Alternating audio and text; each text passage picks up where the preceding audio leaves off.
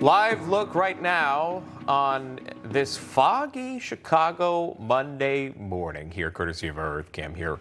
We bring this up because on January 1st, Illinois will begin cashless bail for offenses like attempted murder, robbery, and other offenses. A judge, though, will have the discretion to hold the suspect if they are deemed a threat to the community or not. So essentially, it would be up to the judge. But again, cashless bail, eliminating cash bail, starting of the new year. We'll bring in Republican Mayor of Orland Park, near Chicago there, and nominee for Congress, Keith Pekau. Mayor, good to see you. Thank you so much for coming on. We do appreciate that. So this is getting national attention. Chicago, obviously, crime it continues to spike. Every Monday there's a reporting on just how many shootings have happened in the Chicago area. You well know this. We've had this conversation before. What are your thoughts on this elimination of cash bail in your state?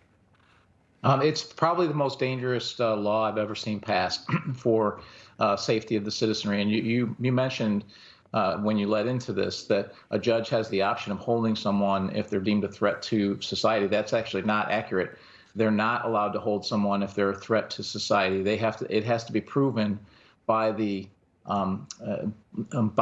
prosecution that they're a threat to a specific individual in order to be held. So the threat to society at large is not specific enough. So they'll basically be able to walk free. So it'll be very limited when someone is actually held.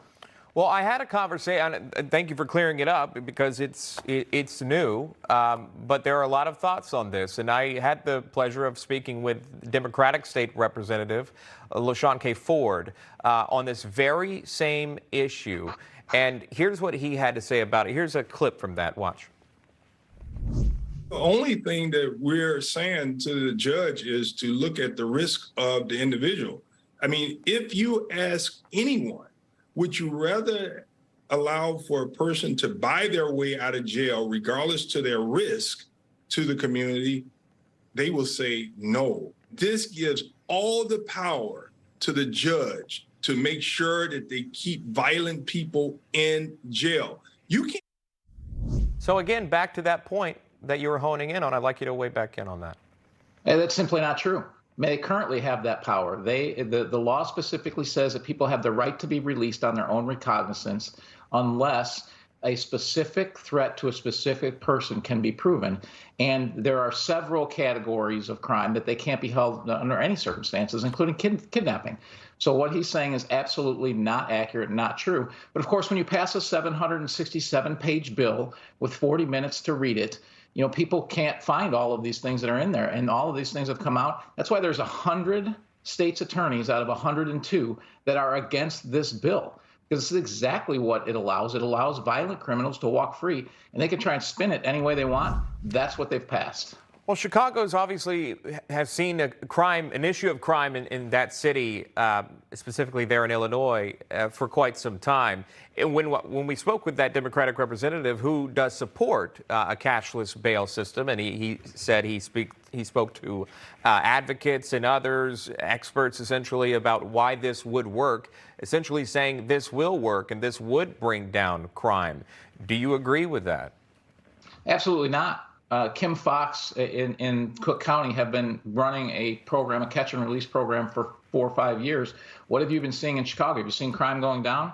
No, it's been going up. And judges actually have a lot more discretion currently than they have under this new law. And people aren't being held. And some people are, but a lot of people are not. Well, now almost everyone will be let free, again, unless you can prove they're a specific threat against a specific person, or you can prove that they're a flight risk. And the prosecution have 48 hours to do that. Well, if judges aren't holding them now when they actually have complete discretion to do so, what makes you think judges will hold them when they're being told that they need to release them? The way you explained it, it sounds like it's up to the prosecution more so than the judge itself.